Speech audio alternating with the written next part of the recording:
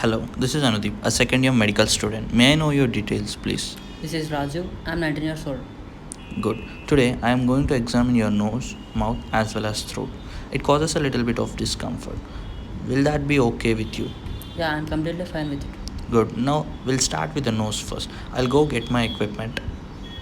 Thank you. Okay. Now begin the examination by inspecting the anterior and also the inferior surface of the nose. Notice any kind of asymmetry or deformity on both sides of the nose. Test for obstruction by pressing on ala nasi, in turn asking the patient to breathe in. Repeat same for the other side of the nose as well. Look for any kind of deformities on either sides of the nose. Now, with the help of an otoscope, examine both of the nostrils. Slightly tilt the patient's head back and then shine a bright light at the tip of the nose to get a partial view of both the nostrils. Repeat for the other side as well. And now, to inspect the inside of the nasal passage, you need to use the otoscope of the larger speculum or cap to get a better view.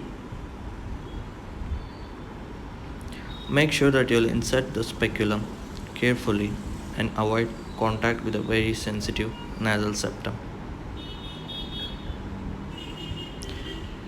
Repeat this to the other side of the nostril as well. Note for the difference in color and condition of nasal mucosa that covers nasal septum.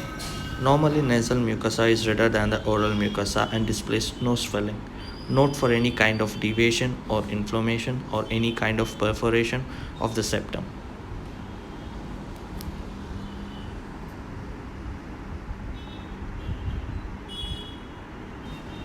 Now, conclude your examination of nose by palpating for sinus tenderness. Gently press the frontal sinus from under the bony brows to avoid the pressure on the eyes. And now go with palpating maxillary sinuses. So that concludes the examination of nose. Thank you. Now, it's time for examination of mouth. By wearing gloves, inspect the outer surface of the lips for any kind of symmetry, color, and moisture. See for any kind of lumps, ulcers, or scaling on both upper as well as lower lip.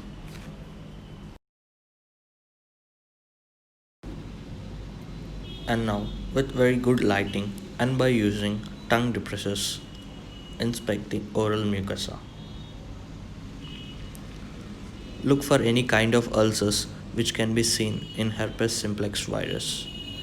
Note the color of the gut, gum margins, and interdental papillae for any kind of swelling or ulcerations. And also note the color of the gums, which are normally pink, and redness of gingua suggests gingivitis. Interdental papillae are swollen in case of gingivitis, a black line which clearly indicates a lead poisoning.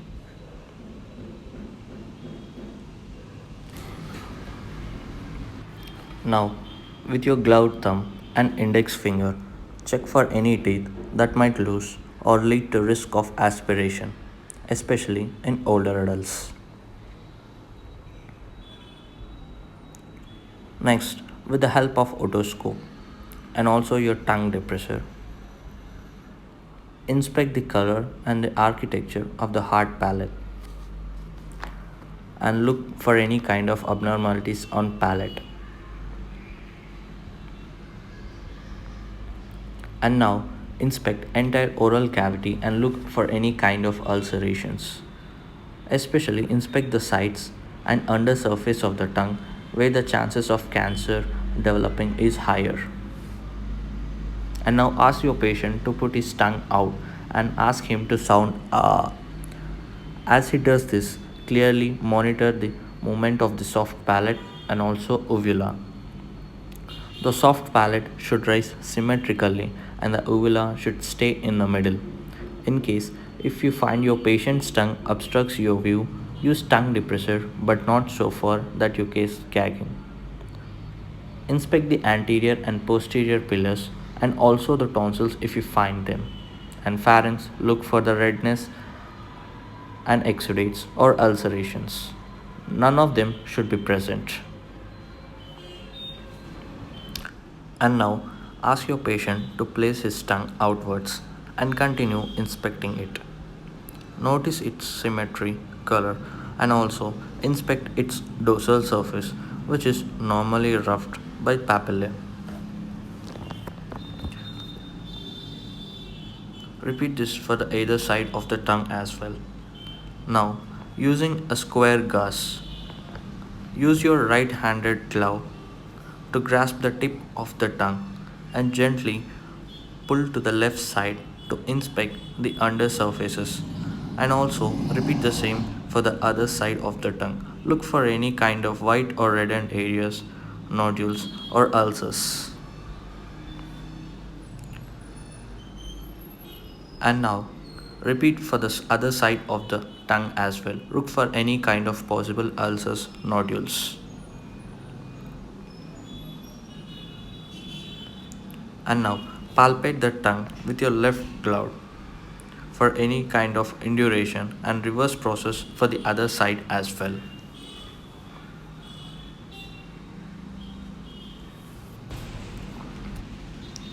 To begin the examination of neck, inspect its symmetry in front of the patient and note for any kind of masses or scars. And also note any kind of visible lymph nodes and palpate the lymph nodes using the pads of your index and middle fingers. Palpate the superficial as well as deep cervical nodes and also the sternomastoid muscle. Note the size of node and its shape. And now feel for pre-auricular, post-auricular and occipital, tonsillar, submandibular and submental. And also palpate superficial cervical and posterior cervical nodes. Now inspect and palpate the trachea for any kind of deviation. Place your finger on any one side of the trachea. Note the space between it and sternomastoid. When compared to the other side, spaces should be symmetric. And now start inspecting patient's neck and inspect the region below the cricoid cartilage.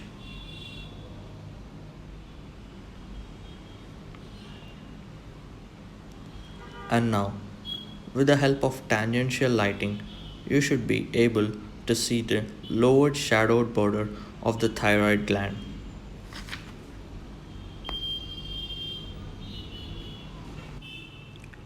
Now, ask the patient to extend his neck back slightly again as he sips some water and swallows. Observe the upward movement of the thyroid gland and note down its contour and symmetry. Confirm your visual observations by palpating the thyroid gland slowly. First, locate the isthmus, usually overlying second fourth tracheal ring. Palpate the adjacent right and left lobes as you stand facing the patient. And now move behind the patient and place the fingers of the both hands on patient's neck so that your index fingers are just below the cricoid cartilage. And again ask the patient to have some water. And now feel for the thyroid isthmus rising under your finger pads. And now displace the trachea to the right with fingers of left hand with right hand fingers. Palpate laterally for the right lobe of the thyroid in the space between the displaced trachea and delayed sternomastoid. Find lateral margin. In similar fashion, examine the left lobe. Note the shape and symmetry and also the consistency of the thyroid gland. Look for any kind of deformities. So that completes the entire procedure. Everything is fine. Thank you.